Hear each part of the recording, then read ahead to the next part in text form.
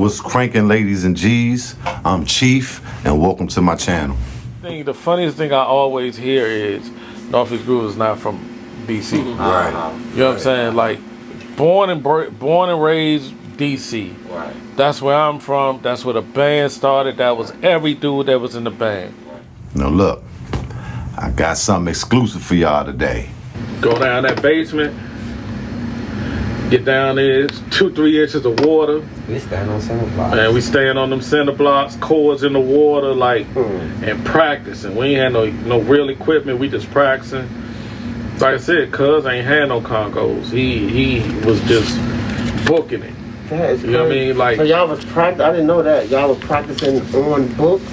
Y'all he was practicing on books. We never had congos. That's crazy. And rental for the show. Yeah, we rental for the show. Like I said, welcome to the channel. Thanks for everybody subscribing, tuning into the content.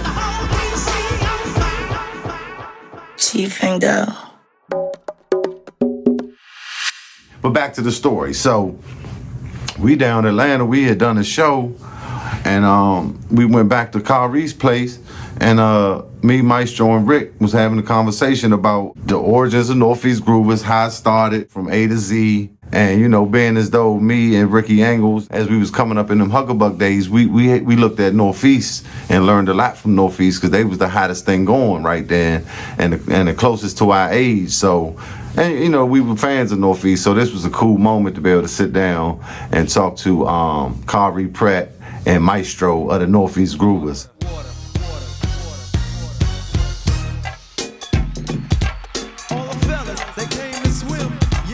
Yeah, like these dudes, like they wasn't GoGo, they wasn't music. Like none of us knew. We just was like, fuck, we just going to start a band. Right. Like this, all my friends, this is my crew. This who in the band. Right. You gonna do this? You gonna do that? You gonna do that? I had a dude, my best friend Dre. He knew how to play the drums. You know what I'm saying? And so that was gonna be my drummer. Everybody else, you know, my father brought me a guitar. Everybody else was just like, we just gonna fucking fill in. You know what I mean? Like, this just my dudes from the neighborhood, and it's gonna be what it is. And as we got a little more serious, started the X dudes out. You know what I'm saying? Like, so the mans and the mics and all of them started to fade away. Remember that moment when they were mad at us? I do. They was mad because it was like, yeah, like we was friends, and like I started to bring real people in, you know. And when I started bringing real people in, it was like, all right, when these outside dudes, like, so that's where the funniest thing I always hear is Northeast Groove is not from DC. Right. You know what I'm saying? Like, born and raised DC.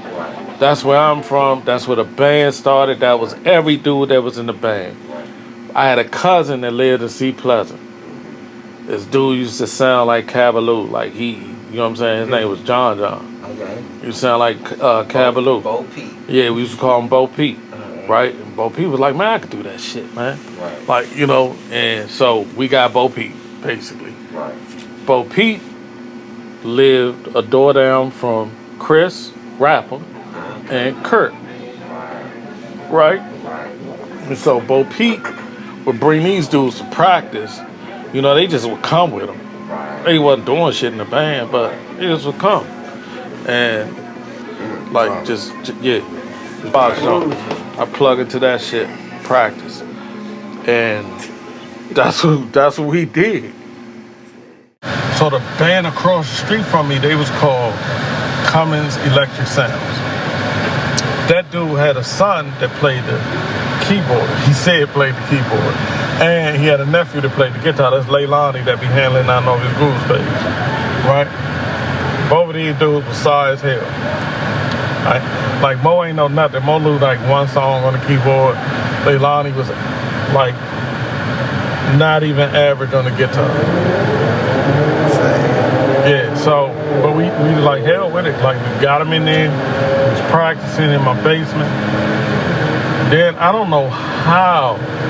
Like, I'm going to be honest with you. Like, Tom, my Congo player, my cousin, he brought a lot of dudes into this band. Like, I think he might have been responsible for Kurt, who brought Chris.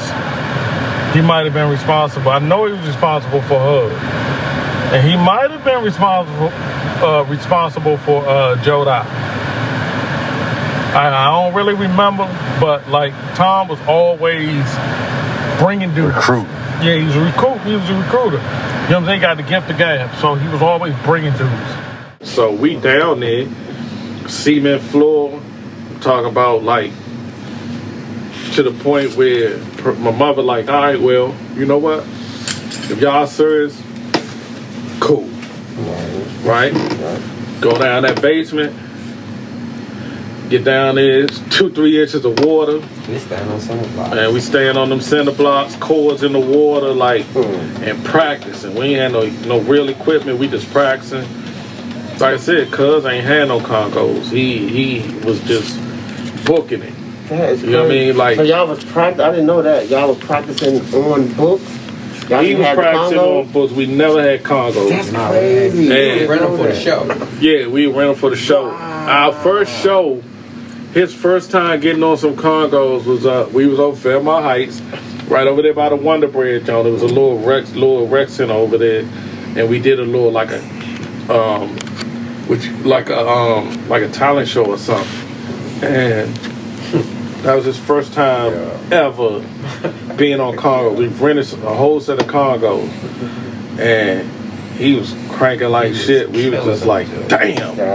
Like this whole time, he been practicing on books, just books and listening to books. Like never had a set of Congos, nothing, not a bongo. And so we down in the basement, and our motto just was always like, later on, you know, and this was later on when we started to get the nucleus. Like, you know, you talk about, I don't know where the hell Joe Dye came from. Yeah, like Joe Dye was just I don't know. Was in the basement one night. Yeah, I don't know who introduced us to Joe Dye. I don't know where he came from. Joe Dye was this straight New York dude. Straight New York. He came in that joint, he had a fucking rope on and a thick herringbone and these big gazelle glasses. He was New York to the fullest. Yeah, New York to the Hip hop fullest. to the bone. And he didn't give a damn what we said. Like, that was the weird shit about Joe. Like, y'all talking about New York niggas? yeah, like, he didn't give a damn. We be like, yo, he went in that corny ass. You on that yo shit. Like, yeah, you. He just laugh. He just laugh and be like, right. You know what I mean? And then, like, you know, you come around, next thing you know, you got this Jaguar, and he's riding around the Jaguar, he got his hand out the roof like this while he riding. And we clowning this dude, right? And he doesn't give a damn. He just like, he got a fucking case of Heineken in his trunk. He drink a Heineken and he just like, whatever, right? But the one thing Joe said to us, because Joe was real musician. To me and Mo, we, you know what I'm saying? Me and Mo, we just picking it up. We learn in the way we learn. Like, I'm self-taught. He's self-taught. Ain't nobody go to school. He New York jazz type shit. And this dude is like, listen, that's what we got to make your shit count. He was like, it ain't about all this. You make them notes count. You make this count, and you put this. And he said, what you want to be is part of a chord. So, because like I said, we don't know. He could have been telling us bullshit. Right. You know what I mean? But we like, okay. So if it's this chord, we taking these notes in this chord, and we gonna make it like, and that's how we gonna get our fullness, right? Cool. All right, that's what we're gonna do. And so that's what we did. You got all inexperienced dudes. Like, Doug wasn't a rolling time player. My cousin's practicing on books. Mo wasn't a good keyboard player. I wasn't a good bass player. You know what I mean? So Doug ain't from a marching band. He ain't take marching band. None of that shit. None of that balloon buggy, played in a marching stomp shit. Right. You played the drums in the marching band. I played snare in the marching band in Miller. Right.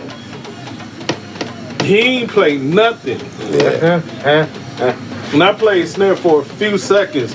Yeah. Like I think I marched once. Right. Yeah. Like literally one time we went from Kelly Miller all the way up to Fort DuPont Park, and I was done with that. All right, this shit heavy. And this is the funny part though, because JB was our marching band teacher at Miller. Okay. John Buchanan, we're Essence. Oh, So that's where I know him from. I didn't know him from Essence. All right. I knew him because he was my fucking music teacher in school. Right. You know what I'm saying? Like he was the one that did the marching band and all that. Like so later on we kind of ran into each other again. But like I ain't learned I didn't know him from RE. He taught at my school. That's right. Lived right across the street from school, like a block up. Right. So that's where I know JB from. And so we weren't that. So that's where the style came from though. The style came from a bunch of dudes that wasn't musicians, but we had a liking for the go-go shit. We had a real drummer. Had a real go-go drummer. Is this Poochie by this time? This was Jeff. Oh, Poochie never played with us. Yeah. Oh, okay. Jeff definitely was Jeff idol. Oh, right, yeah, because I used to like Poochie too. Yeah, Poochie. Jeff. Poochie taught Jeff. Yeah. So Joe Dye and Jammin' Jeff were big parts. Those two parts, because the drummer was a dude I grew up with, my man. He like idolized Foots. That was like his dude. Right? I mean, like, and so he ain't give you, his name was Andre, like, he ain't give you all that shit. He just kept it right here, this pocket. You know what I'm saying? Give your rolls. Yeah, the breakdown like you're supposed to on the you know what I'm saying? He keep it right there, right? That's what he did. But this particular time, this was when the GoGo Live was happening at the Cap Center with RE and all them, right? And we had practice. And he opted to go see them in that practice. So we was like, listen, we want to be where they are. Right. I don't want to go see them. We need to work. We need to work to get where they are. And so after that, sadly to say, Tom brought Jeff, you know what I'm saying, in there, and Jeff practiced with us. Andre showed him the stuff. Whatever happened to Andre? Any word of him playing with anybody? Nah, he passed away.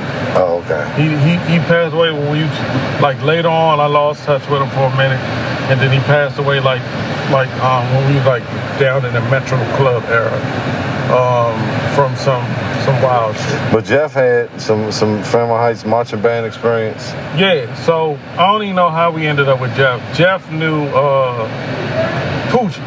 Yeah. Poochie used to train Jeff, you know what I'm saying? And I think Tom knew Poochie, and Poochie was like, yeah, I got this youngin', you know what I'm saying, that dude, that be cranking. And so that's where we got him from. And so he come into practice down in the flooded basement and get the I mean, he got the whole drum set moving and shit. Yeah. Like, you know what I'm saying? He kicking hell out of this drum set. Yeah. Right? In the water, there's just scooting across the floor, like, so. And so you had just a bunch of dudes that just was learning on the fly. Then you throw Kurt in the mix, who took over my cousin, and Kurt is sort of kind of mimicking this Buzz type of shit, but on some different level shit, right? He just willing to do whatever. He up there standing on bricks. He up there doing whatever, and running his mouth. Yeah, just talking. Not making sense. Like if you listen to the old, Kurt might not even say the word. And so, but it was working. Yeah, you know what I mean? And energy. So then it's like, then you got Chris. He's like just there. So then he kind of slid his way into being a cowbell player. This Kurt man. You know what I mean? Like, and next thing you know, he done got Kurt ass X'd out of there. I don't know how. I don't know what he did. Because remember, we let him. He started rapping verses on songs, and then He kinda got like, Kurt ass kicked he out was of like, I'm bed. loving this right here. Basically, I ain't gonna say what, but he got Kurt ass kicked out of bed. Okay. So, but anyway, so we're downtown. We're doing this. You got Kurt's the rapper.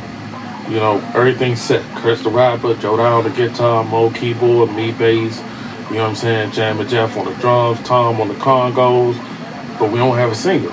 We don't have a singer. So we playing with Top Secret down here at what the fuck was the club? Safari Club. Safari Club, right. So we doing Safari Club every week. Down there with Top Secret. Top Secret Harmony was like, I'd say they get singers. Yeah. like these motherfuckers, we was like, God damn, like we always envied that shit. Damn. Like when it came to like bands like them and Junk, cause we was like, these niggas humming. Their harmony is like ridiculous, yo. So Top Secret Harmony, but Hug was with them. Right. He was, I don't know if he was playing with them or not, but he was with them. Right. And you know, we like, shit, we got a chance to snatch one of these Baloo Quad niggas. Tom is like, yeah, y'all talk Slim. You know, Tom, like I said, Tom recruit.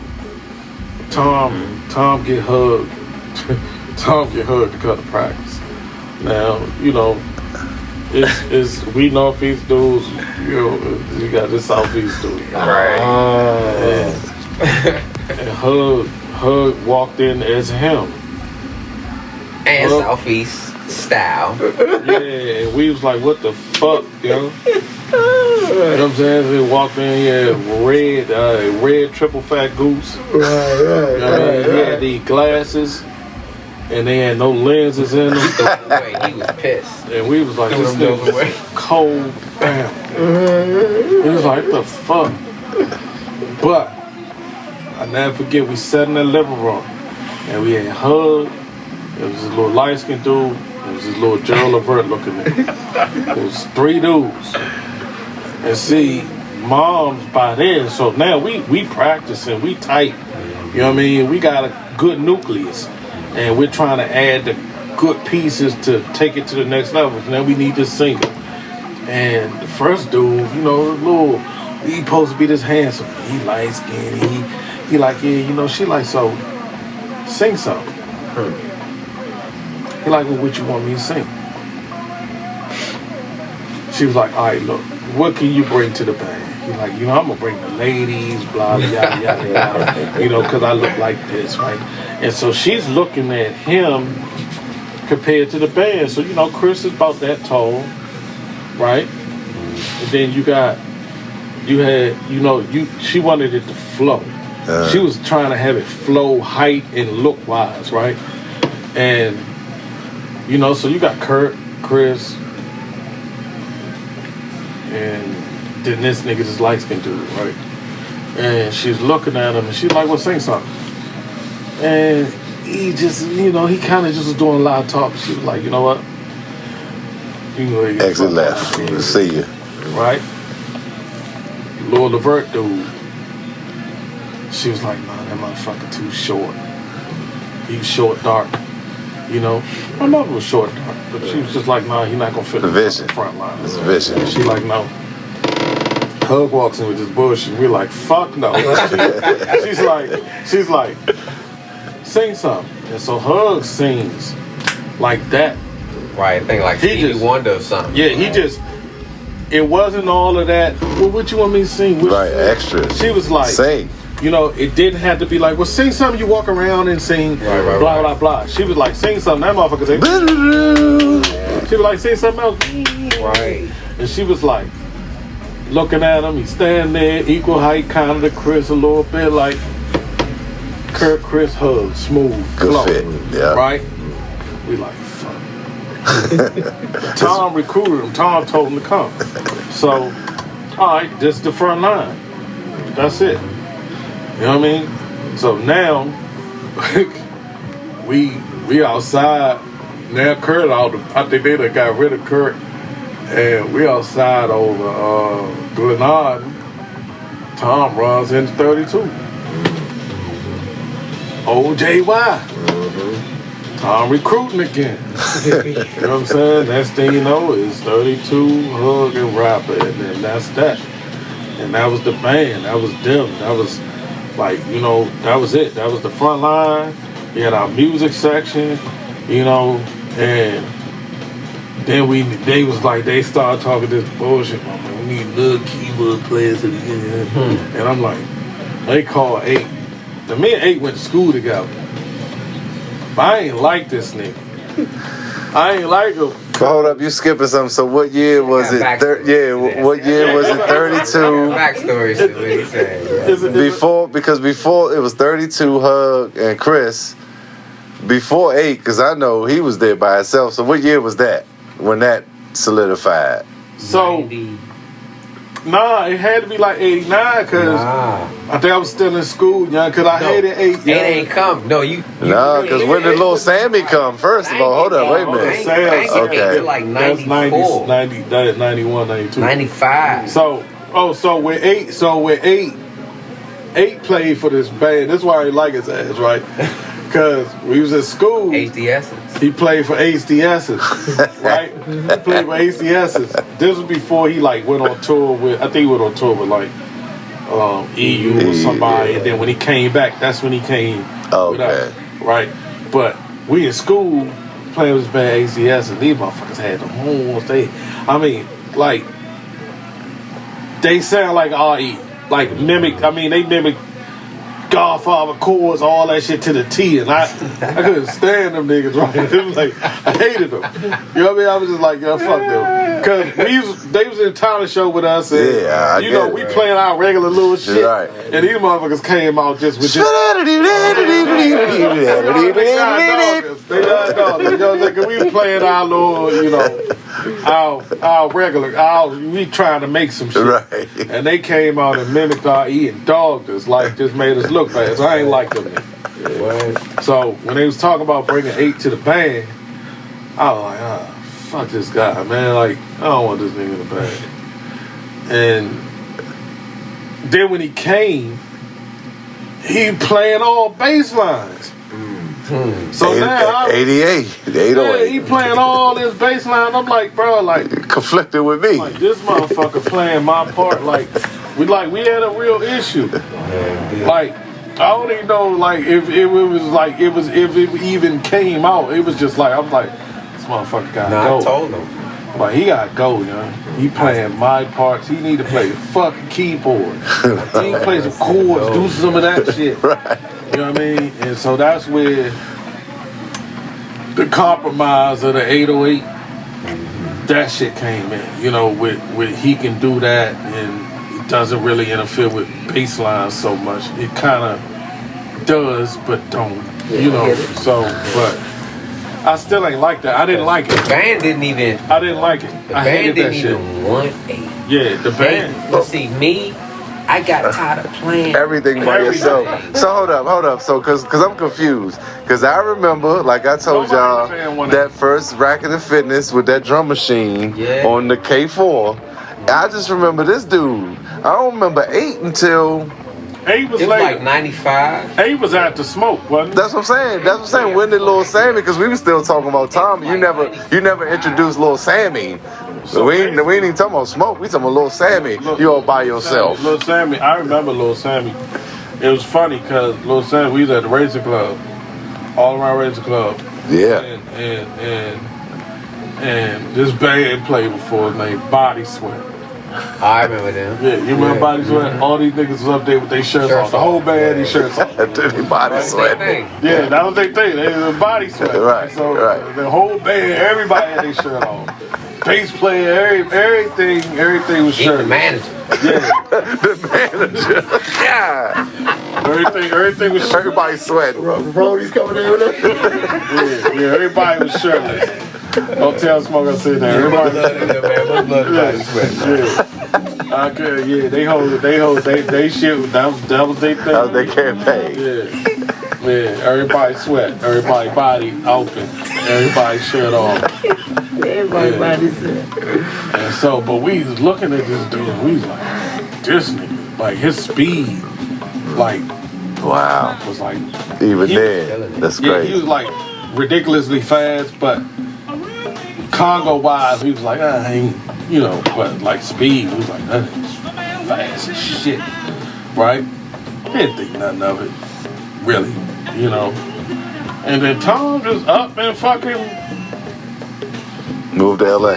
nah, he just up and was like, yeah, I don't want to play no more. I just want to cut hair. Something else. Yeah, I just want to go, yeah. But it was love though. Yeah. You know what I'm saying? He just want to do something else. Yeah, he just was like, man, He got bored. I'm done. Yeah. He said, I'm tired of the, you know, just around it. Just, Yeah, redundant, yeah, same just like, little spots. You know, I'm Yeah. tired of it. He said, I just want to do something different. And I'm like, shit. And we remembered this little young one, and he kind of just, we made him learn Tom beats. I mean, just constantly made him just drill Tom beats. Honestly, I think that right there is what created his style, because he already had this ridiculous speed, but he really didn't have that shit with him, like that The flow, patterns, like that pattern, yeah, you know what I yeah. mean? And so Yeah. Tom played different. You know what I'm saying? Him and Wink was like Yeah. those Congo players that rode them big Congos. Like, the lows. wasn't all that. Yeah. It was like, And put you in the zone with them jumps. you know, they hit. Yeah. Right? And so, Smoke was one of them, taka. You know what I mean? And so when you put that all together, Wow. That makes that's sense what to me. Smoke is. Wow. You know what I mean? And so, but we drilled that shit from, I mean, like, yeah, you got to learn this shit. Like, we wasn't with that, trying to create nothing. Shut up. Yeah, do what we Learn say. this our program. This is what it is. We're Novice Group. You coming from Body Sweat. Learn this. You know what I'm saying? And so, but he did. I mean, he yeah. And Lil Sam became Smoke. Yeah. Through the hat, when they mixed that hat Now, stuff all with the, the low all the stuff. name and shit, that's rap. Yeah, I know. But I'm just saying, even what you saying with, because I just as a percussionist, I know the Wink style you talking about with the lows. And so if he added, you say he was the high nigga, so if he added the Wink stuff and the speed, I can see all that. So I'm just saying for all intents and purposes, that's when Smoke became Smoke from Lil Sam. But I know rapper is the namer. I already know Stomp. I remember Lil Larry from Young Groovers when we was playing up the rhythms, and he popped the snare, and I was like, this young and crank. And I took this nigga snare. I didn't even know this nigga. Lil Larry before he was Stomp Dog. And you know, later I found out that's rapper. You know, he names niggas. You know, but you know. Yeah, so I get all that, but that made so much sense to me. Dig Dug too, right? Cause Shorty Dug and Dig Dug and he Short and digging in the beat and I don't know. Ow! Yeah, he nicknamed everybody with me. Cause I think your He named you Maestro. His name is Maestro. God damn it, that's rapper. His name is Maestro, yeah. Cause I was playing by myself. And I used Right, to, so you the Maestro. They yeah. never called, for real, I hated Khari. So. What you wanted to be called? No, I always went by Reese. Okay. Reese. Yeah. Right? Reese. Yeah. I had that shit on the hat and everything. Still like, call him that. yeah. Please call me my name. Yeah. That would be fucking with me. He always called me. I wanted to be called Reese, right? And this nigga would always call me Khari. Khari, you got it. And Khari this and Khari that. And I hated that shit, but he just made that shit a household name. Yeah, you can't deny it. Yeah, and it's like, he would never make up a nickname for it. He never called me my nickname. He made a nickname for everybody else and called me by my first name. Because your name was powerful. I guess.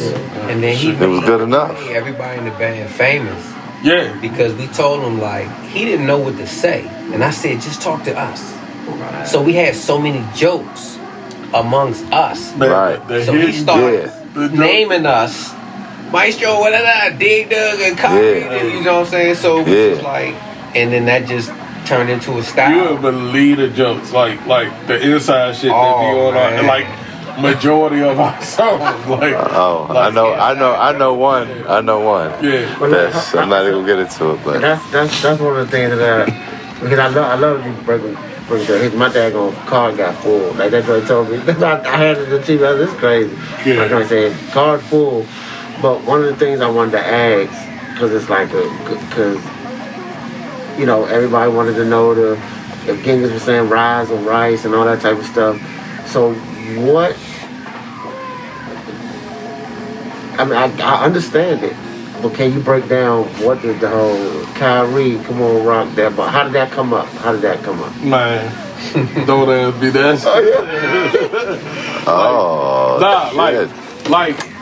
Cause a lot of stuff we did was at some point, like we used to practice a lot, right? And then at some point, I guess we stopped feeling ourselves, and we'd just get on stage freestyling. Like, whatever fuck DJ gonna play, we gonna start off with that, and then we gonna go.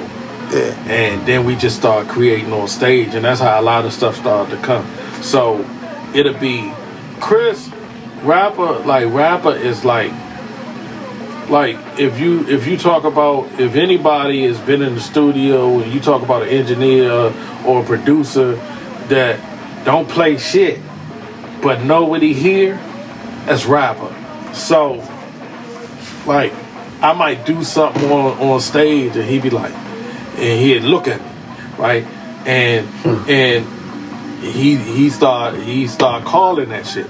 Yeah. You know what I'm saying? Or Mo might do something. You like right there, Maestro? Right. And that's why, like, if you think about most of the bands, if you go back over all the band's history, right? If you go back, EU, right? Name somebody from EU. Juju, Sugar Bear, Foxy Brown. You name somebody from RE. Funk, Mickey, Foots. Backyard. Buggy, Sauce, and before Wings. Yeah, before Wings. It was Buggy, Sauce, and G. Yeah. Right? JY. Heavy One. Wing. Bugs. Northeast. You knew fucking Khari, Maestro, Dig Dug, Smoke.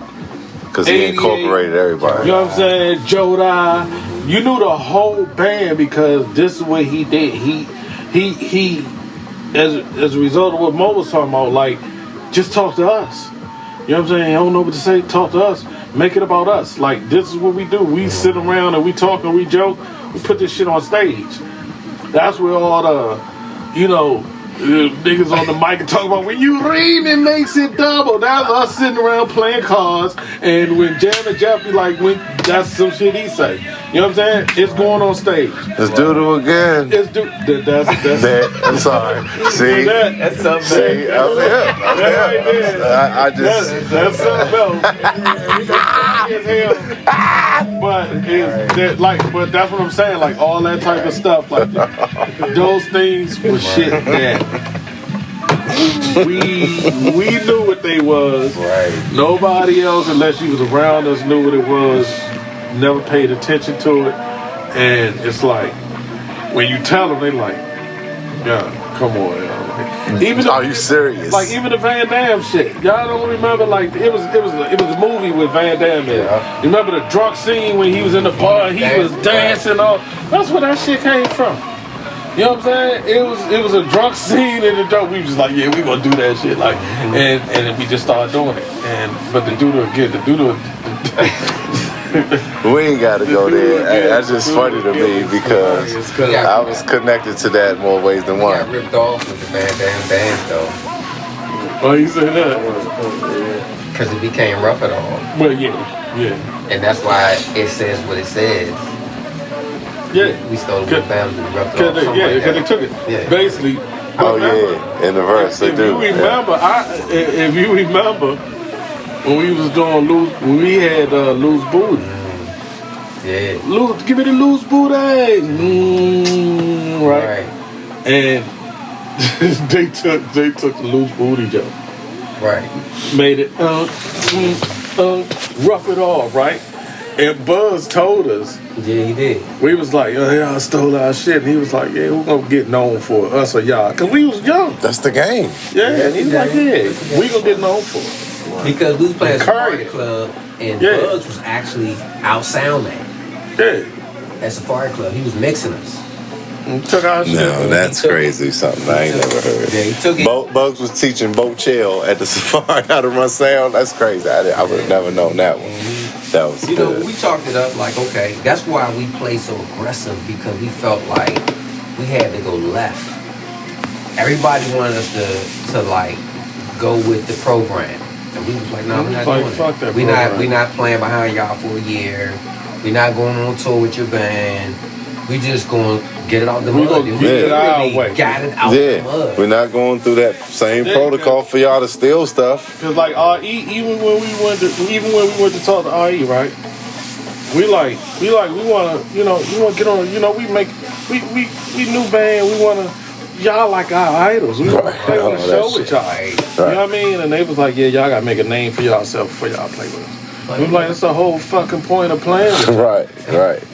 You know what I'm saying? You're supposed to help bring the next crew along. Yeah. But, like, the go-go industry was weird, man. Like, they wasn't doing that. You had a select few that do that, and it seemed like the select few that did that was the band that you would play with, and you'd be opening for them, and the next thing you know, you'd be above their ass, so you kind of understand why the go-go industry didn't do it. But at the same time, it's like it's unfair, because if you're a group trying to get started and you trying to get your foot in the door, you would hope that the people that were there first that inspired you that would welcome you in, but they didn't. We was so let down. They didn't, Joe. Like we was let down.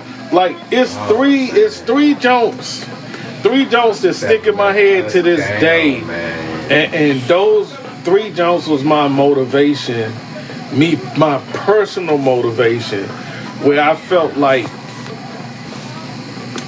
we as a band was going. If you played before us, you wasn't gonna want to play before us no more.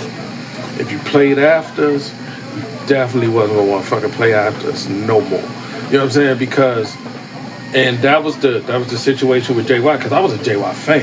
Yeah. That was the situation with, that was when Buzz was like, who gonna get known for it? You know, they kind of encouraged us. Right. And then with the RE shit, they was like, you gotta make a name for yourself. And then when we did get on the show, they let Googie mixes. Yeah, we just got in their ass, and then they never let nobody. They fucked us from then on. Right. And so then we practicing. We're a young band. Just imagine. You know what I'm saying? You in your flooded basement. You know what I'm saying? You practicing, and you walk outside, and there's Sugar Bear. He got this Forerunner. That shit saying he's out front of your house. Like, what's up, y'all? Hey, ow. This shit say Bears Forerunner on the side. And So we like, Sugar Bear. I love that man carried us. Didn't he? He carried all the shit out of us. He was going to church. Oh, so he pulled up on accident. Nah, he pulled up and he parked in front of my house. He was going around the corner. No, but I thought he was pulling up to come to y'all. Oh, God. Man, we was all excited, Sugar Bear, man. He carried us like trash. What's up, people? And so... Now, who you come to see? Groovers. What Groovers? Huh? Which one? Northeast Groovers, Young Groovers, what? Northeast. Why do you like Northeast Groovers? Because they make the crowd get up, So you were definitely one of their fans? Yeah. So you mean telling me if they had you think Northeast Groovers is one of the better bands in Washington, D.C.? Not better than Essence. So you saying Essence still the band in D.C., then you, what about Junkyard? Yeah, they good too. Man, that right there, those 3 situations, I was like, fuck all them bands. We gonna dog all them niggas.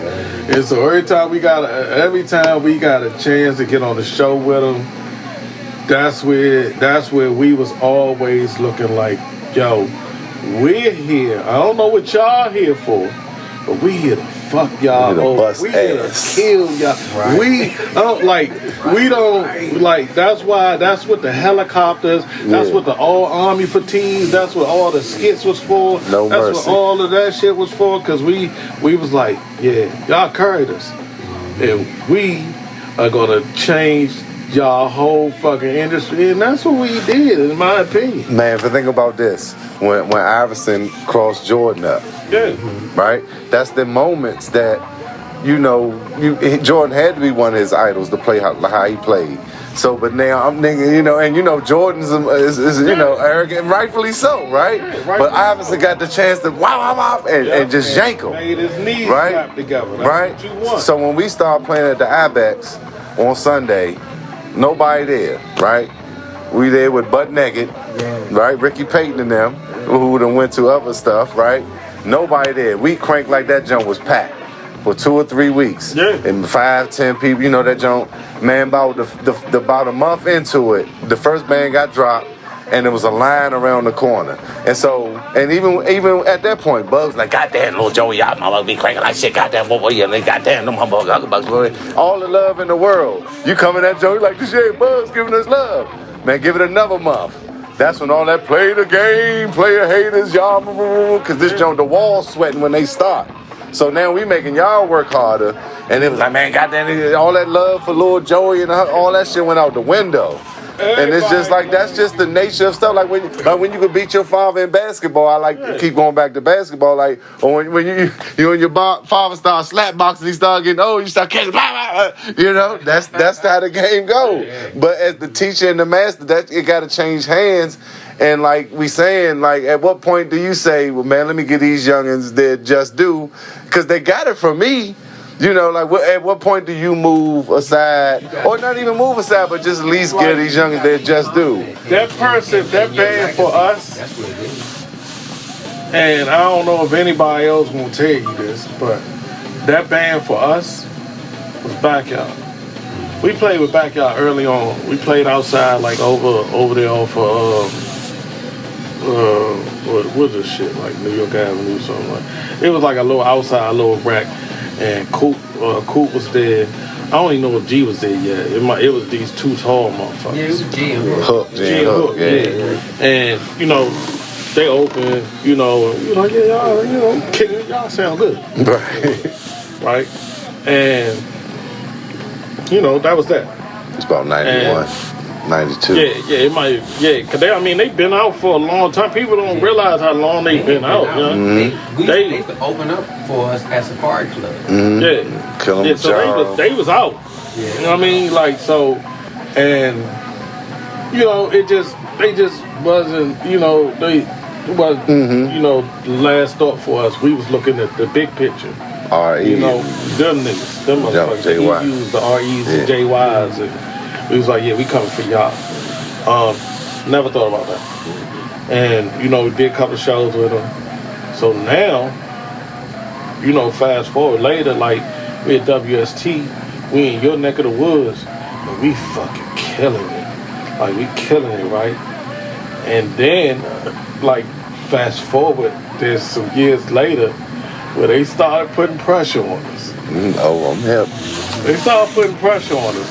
And it started being like, I'm talking about like, it's funny because when I talk to Coop is like, y'all was the motherfuckers that we listen. Y'all put the fire in hands. We gotta get these, in practice. Right. And the whole time, we're in practice like these motherfuckers coming. That's the game. That's the real game right there, though. And he was like, for real? I was like, hell yeah, dude. He was like, they was putting pressure on us.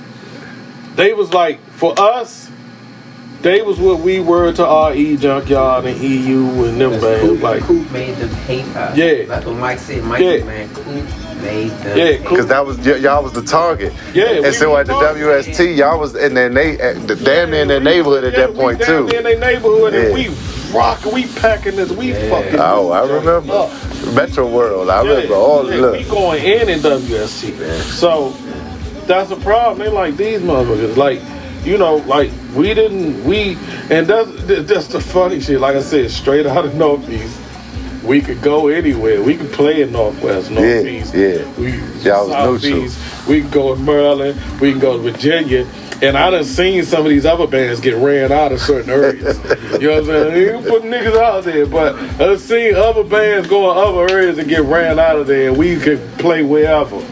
You know what I mean? So, it was that type of thing. Like so, but for us, they started to be the talk in our practice.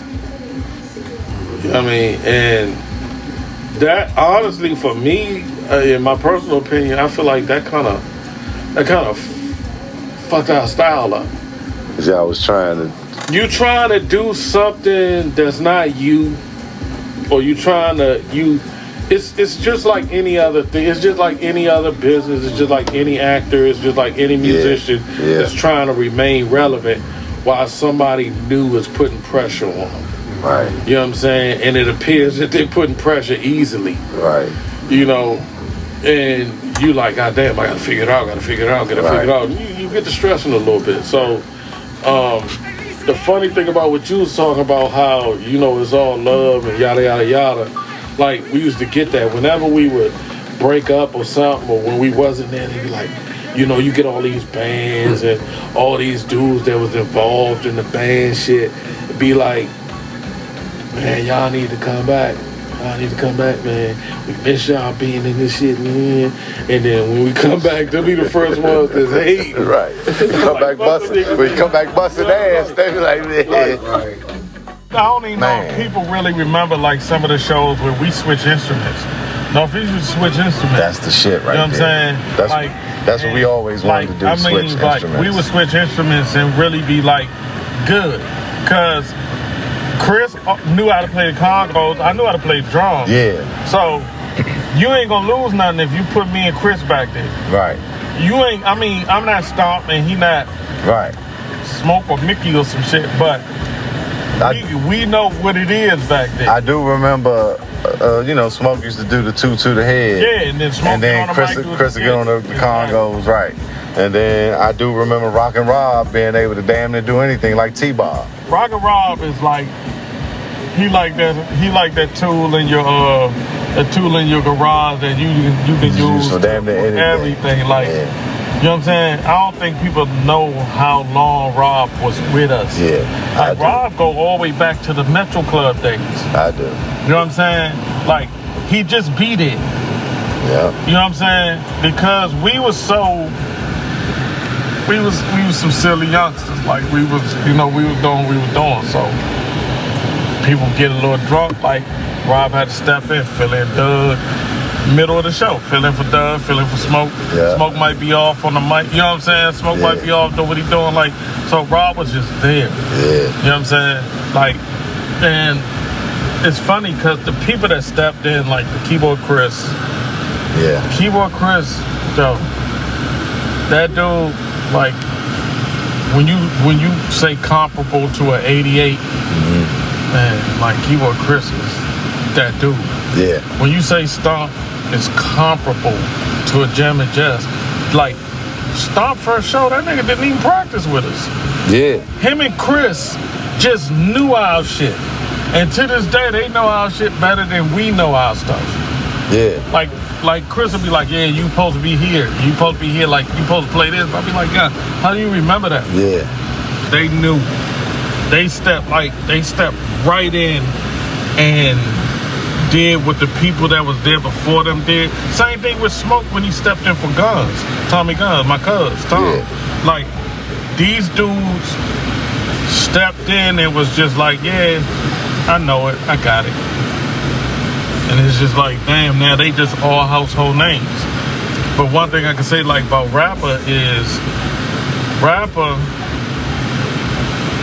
it's crazy because Rapper don't play no guitars. He don't play no keyboards. He play congos. He no percussion, right? He can't play the drums. He not play congos. But up there on that microphone, like producers hear shit. Yeah. You know what I'm saying? And that's why you know all of the members of Northeast Brewers, because he would hear us fumbling or doing some crazy stuff on stage, and he'd hear it and be like, Khari, right there. Tune it up. This is what you do with Stay that. right there, Khari. Stay right there. And then he'll start calling me for that part, right? So that was his way of just working the show, because he wasn't a rapper. He was a congo player. So he talked to the crowd, but then he talked to the band. but he called us by name. 88 right there. If 8 starts saying, he'll hear that shit and be like, 8, 88. And you know, then that shit there. Then I'll say, boom, or something simple. And he'd be like, Khari, do that again. Bottom. Right. You know what I'm saying? And he'll call it something. Next thing you know, it is a whole damn groove. So he basically doing what a producer do in the studio right there on stage. Like a conductor, a composer. Yeah, you got people that make beats, you got keyboard players, they can play chords. Yeah. What I heard not too long ago, I think it was from Quincy Jones or somebody. Oh, you know, because they say Diddy did all the Jones, but he don't play nothing. So, but what Diddy could do and what Ra does and what a producer does is they can hear it. So, now I'm gonna take your hands, Maestro. It's a puzzle on the ground, right? We gotta put this puzzle together. I'm gonna use your hands to put this puzzle together. I'm gonna use Khari's part, stomp, and that shit. That's what a producer. That's what a producer is. Some niggas make beats, but a producer can produce that final product of what everybody adds to it. Yep, hear all of that and be like, and just start putting it together. And then next thing you know, it's a groove. Yeah. So here you are, a dude that don't play an instrument, put a whole song together from what he think he need to hear for what he hearing. You know what I'm saying? So that dude right there, like I watched them grow. Like I said, like we all grew. To be honest. And you know, and this is all the way fast forward. This is right now. I guarantee you, though, no band will understand right now the fact that we don't practice. We don't practice. Like that shit, these 2 shows we just did. We ain't seen each other since last year. The last show. And maybe a practice for that show. We didn't practice for that. See. But the Firehouse. So whatever date that Firehouse CD was last year. Oh yeah, that's right. It was right. That was the last show. That was the last time we saw each other in a Northeast Groovers capacity. That was the last time we played. Remember I told you my guitar wasn't even in Georgia. My shit was in Maryland. I didn't touch my bass until I came play with y'all. That was almost fucking 6 months. Nothing. And the funny shit is we'll go ahead and take a show with Backyard. Man, that shit was cranking. Let me just We'll take a show with whoever and act like we just gonna get up there and just do us. We ain't scared. We ain't never scared. And shit was cranking. But when you listen to that shit, just imagine if we practice. Just imagine if we really just say, you know what, we're gonna buckle down and we're gonna go ahead and get in the lab and practice. How much better, what level that shit would be. Cause in my opinion, you know what I'm saying, and that's just me, like, I didn't stay to hear Backyard the other day, but what I do know is before they turned that sound down on us because they was complaining up in them buildings. Before back we was in the bullpen. Yeah. Bullpen got condos and shit all around. So we had that sound. It was pumping. Yeah. And before that shit, when they say, yeah, y'all gotta turn all that shit down, yeah. We was putting some work in. No practice. That shit is just fucking natural. Like, that's what I'm saying. I don't even know if practice would have made a difference. I mean, all I heard was socket, and you know, and you know, I ain't hear everything. You know what practice would have made a difference? And the little sloppy shit that y'all don't pay attention to, cause that shit be like it be cranking. Yeah, I'm just getting the clip though. So yeah, it be cranking. But practice would have made a difference where we know what Chris is gonna call. We have no idea what this dude is gonna call when he gets to the show. Ain't no list. So we don't know what part, because you know we got grooves that got 7 parts to it. Van Damme alone. Over the years. Yeah, over the years. So, right. But he don't narrow that shit down. He might call 76 Van Dam. He might call 95 Van Dam. He might call 2000 Van Dam. And your ass better be ready. Know. So you can't just go and practice and be like, all right, I'm gonna tighten this up. Cause I done tried it, trust me. Right. But you don't know what it's gonna be. And I be it pisses me off because I be practice the wrong thing. Yeah, I'm right. I give him that motherfucker. He don't call nothing out practice. Right.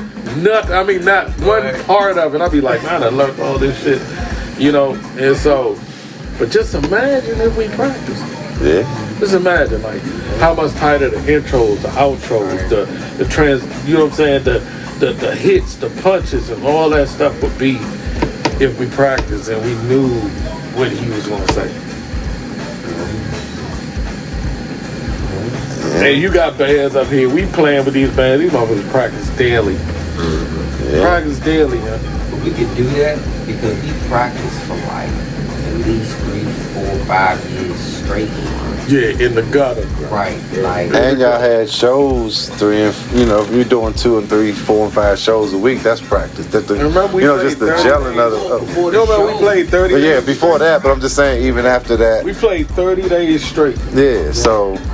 We sounded like shit by the end of the month, but we played like we was tired. But you can't take that back with the understanding of what Ra, or just the predictions of what he might call, or like not even prediction, not to say it like that, but just a feeling, right?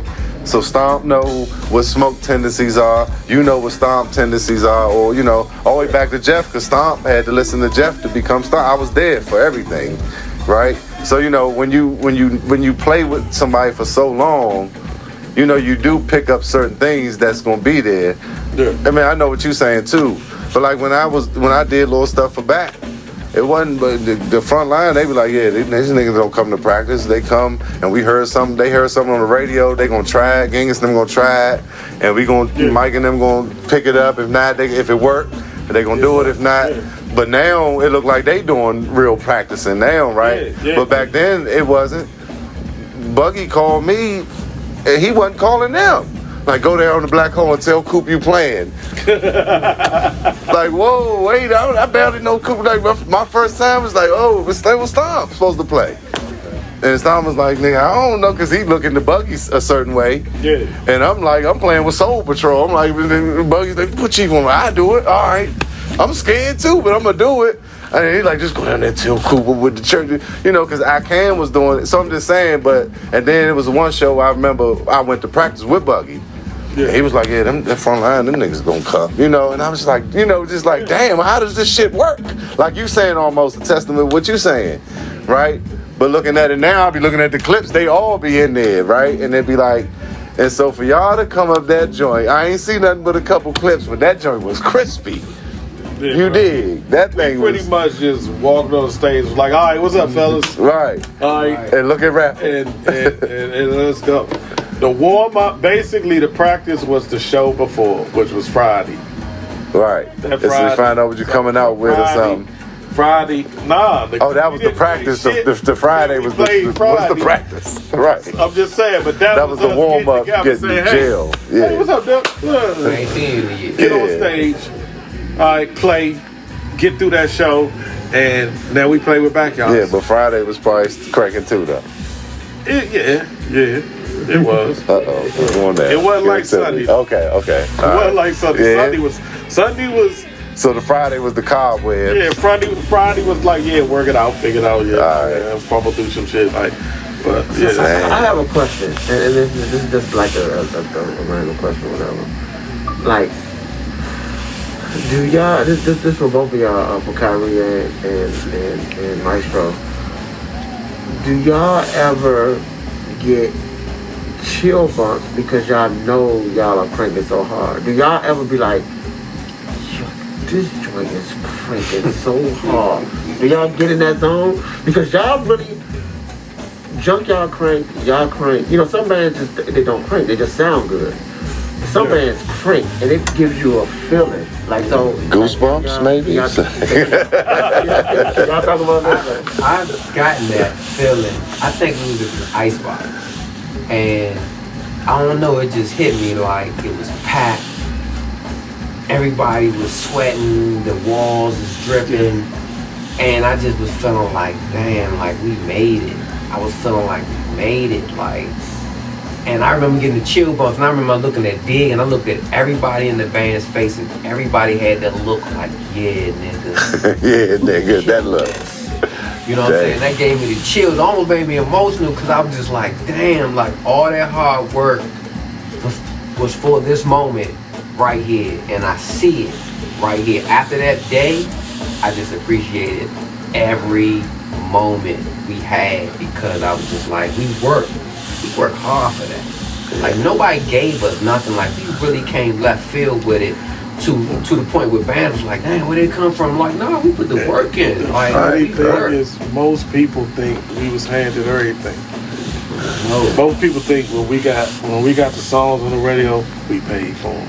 When we did this, we paid for it. Or when we did that, somebody helped us out. We got our help came from, like I said, Cummins Electric Sound. Put us on 3 shows, right? And Butch put us in the battle of the bands, right? And then you had your Icy Ice later that was working with my mom and all that. But like that shit, the work in that basement, in that water with no equipment, and the goal was if we could make it crank on this, or we get on that. That shit right there, we get on that. Easy. You know what I'm saying? It's gonna kill it. And we always look, like Mo said, we looked around because what we looked at was, it's 10 of us in this band. So, if 10 different dudes. So if you can get all 10 of us bobbing, it's 100 of each one of us in that crowd. Mm-hmm. You know what I'm saying? But if you look around that joint, you see motherfuckers playing. Right. 9 times out of 10, it's gonna be 100 of them in there. Like that shit ain't working. And that's what we looked at. So, but for me, as far as the Goosebump thing, I honestly have to say, if it was a point, it was, for me, it was fucking Cap Center. Yeah, like the Cap Center, because it was like, that was one of the things that I said.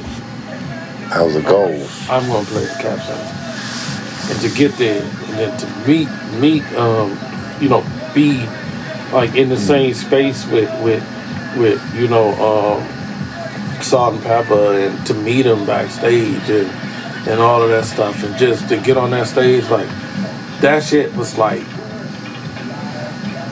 we left.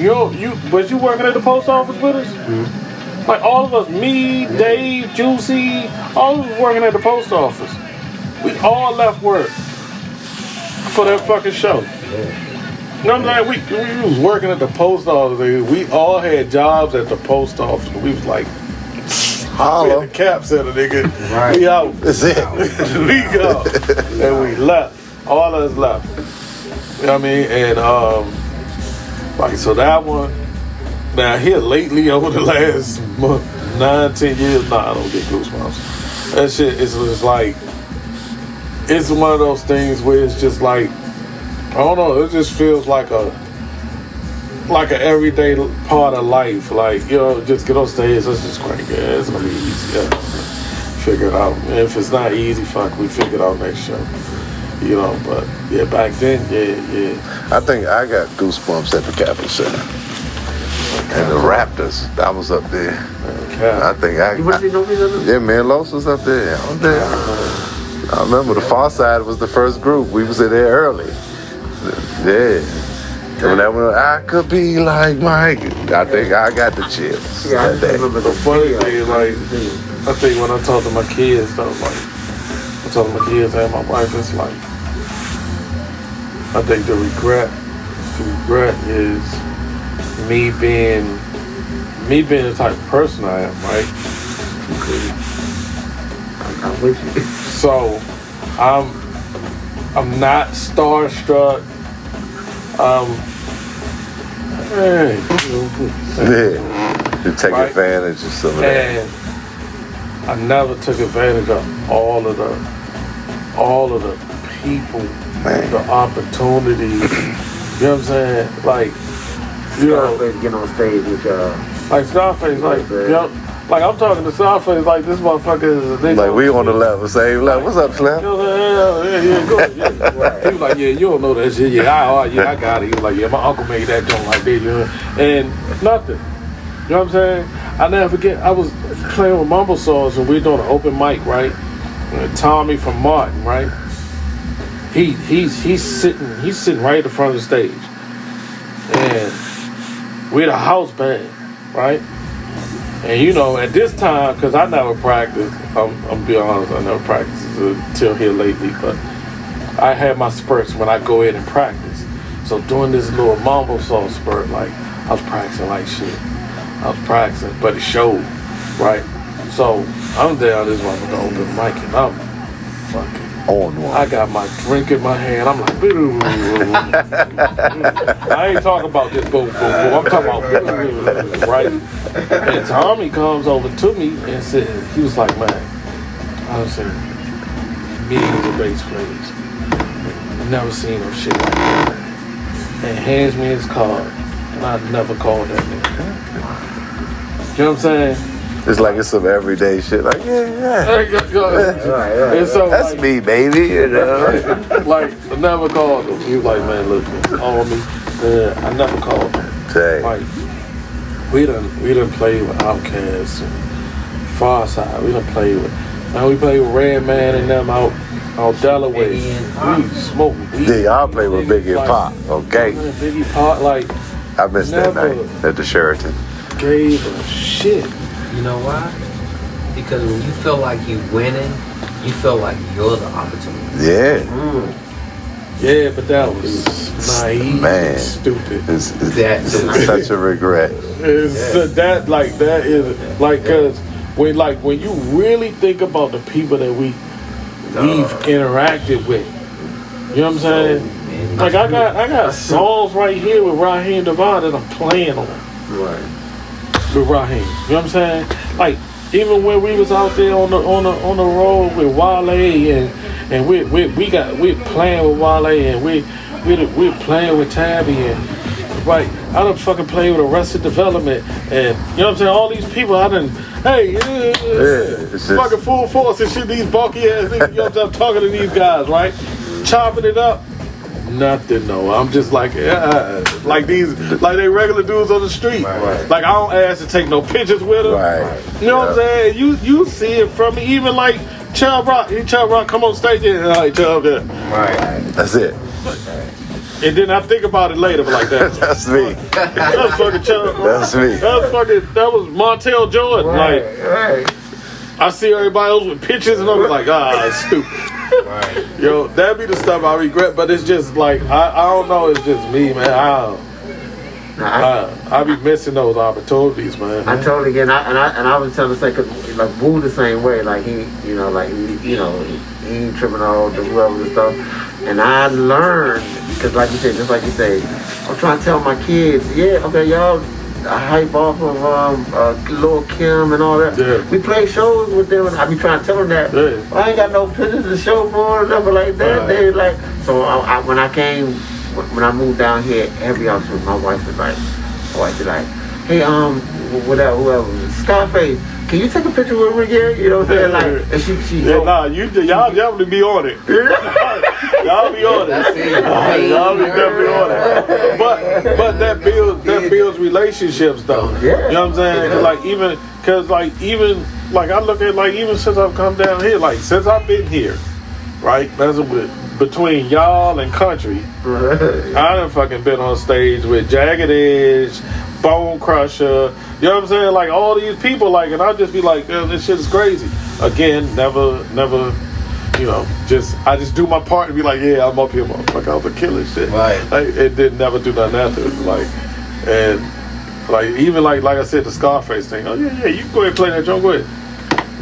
And that's the thing, because a picture looks good, in your portfolio, especially as they accumulate. Yeah. But the connection is even bigger. Like I remember doing the joint with the Roots, and like they got on a Land Cruiser, smelling like the gas that we smoke now back at Maryland Eastern Shore, right? and Black Thought was right here. You know how they put you in that room and feed you? And we eating KFC, and I remember them niggas high, there's grease everywhere, just like, this is one of my favorite rappers right now. He in my top 5. And Questlove, who we thought was some shit, man, this big dude with the bush, he's sorry, he don't do no roles, right? I remember Lorenzo talking to Questlove, right, at the end of the table. In hindsight, who Grammy chapter chairman and all this now, right? He was older than us too. And he was definitely more humble than us. But even if I had a picture with Black Thought from that day, then what? Right? But I need a number, and everything ain't gonna amount to stuff. Like the Lil G joint, when I came down here, I seen Lil G through Rick, I was taking pictures with people. But even more than the picture, how do we move that? What's the relationship? So, every 5th picture might be something we can work with an artist or something. But that's even bigger. That's what I'm saying. That's even bigger. Right there to talk. That's what I'm saying. You know what I'm saying? So it's even more than a picture. Like, I talked about weed with Redman. You know what I'm saying? Not no real shit. Like, even with, like you said, Black Thought and them, like, man, we played at fucking Smithsonian. Was it Smithsonian? One of those Mambo songs with Black Eyed Peas. We on stage, sharing the stage with them. I'm talking about they're on stage with us. Right. Like, we played, they played, and then we all got on there. My son took a picture with Questlove and all that shit. It's on his page and all that. But it's like, and it's article in the newspaper. Right. You know what I'm saying? Especially if you're sharing the stage, because now we here. Yeah. It ain't like we opened up for and y'all. Then it's just this gone. This is like, hey, just let me, some type of contact. And it might not make sense, but some of it might make sense. Is that the fucking dope? Is that it? What's that? Wizards Game. No, that's the Wizards soundtrack. Yeah, but like that type of shit. Like, but it's just important, man. It come from GoGo and DC. We don't do that. We get on stage with another band. You ain't really gonna exchange numbers like that unless it's somebody that you really, really like. That's my band. Like, why don't we have Scarface number then in that case? Though. Right. You know how many fucking bass lines that I played throughout the years of Scarface. That's what I'm saying. How I rode around listening to There's no way we should have Scarface and Devin number. No way. When I met him, I should have been like, yo, you're my fucking idol. Like, right. But I wasn't. I was just like, I got this shit. Yeah, I'm gonna crank your shit. You know what I'm saying? Right. Yeah. Like, fuck that. Yeah. I'm gonna show him that I can play this joke. And I feel like that should be enough. But it don't be. You gotta talk to these people, man. Because they see you every day. Yeah. You know, every city. Right. Keyboard players and guitar players, they come across that can play, but they ain't saying the right shit. Right. And for years, I just always be like, this gonna speak. I'm gonna fuck this up. Right. And that shit don't work. Right, it's gonna speak to say, man, what's that scotch you drink? This is, you gotta know intricacies sometimes, but y'all gotta be on. Usually that's when the work is. It's a kindred spirit, right? So you gotta shoot your shot at least, because he can be like, man, I don't drink tequila, fuck you. But you might say, man, let's go get a shot at that. He might be like, man, that's your, 1792, that's your shit, man. Then y'all talking, but go ahead. I just watched a dude. This dude's an actor, right? And I can't think of what movie he played in, but he's a well-known actor. Matter of fact, the white guy from This Is Us, right? Okay. The young dude, the movie, the little series, This Is Us, right? So he was on this little home show where they this celebrity fixture, somebody's home, and he was doing a favor for this dude, regular dude. Dude's not an actor. He's just just a regular dude, but he's a good friend. He's always been there, right? And the funny shit is how they became friends, right? I think he was getting into real estate or some shit, and this guy was showing houses. But when he was supposed to meet up with him to either sell the house or show the house, he saw that the nigga had a brewery in his garage. He was into that shit. So the next time he went to go meet him, he brought beers with him. That sparked the conversation. Next thing you know, these niggas is now lifelong friends because they like beer and baseball. Man. You know what I'm saying? Right. And so that's just like you saying, you know what I'm saying? Being able to relate to somebody over something that can be like, you just never know where that's gonna end up. Right. And that's the one thing that I always say about me. Like I've never taken those opportunities, yo. Like, you know, and that's why I be telling my son, I be like, nigga, like he got all this artwork and shit. He doing tattoos, and I'm like, bro, you need to be talking to every fucking body. Right. See, You know see what what I'm saying? stick. See what Like, click. Just putting your shit out there, posting your pictures, talking to people, you know, doing your tattoos. Like I've been, cause I told him like when we came back from Hawaii, my brother wife was like, I want to get a tattoo, right? She was like, you know, your son do tattoos, I'm gonna fly him out here, cause the one thing about them is they got money. But they got people that got money. So I'm telling my son, I said, look, because I hooked him up with some people before, early on. This was like 10, 11 years ago when he first started.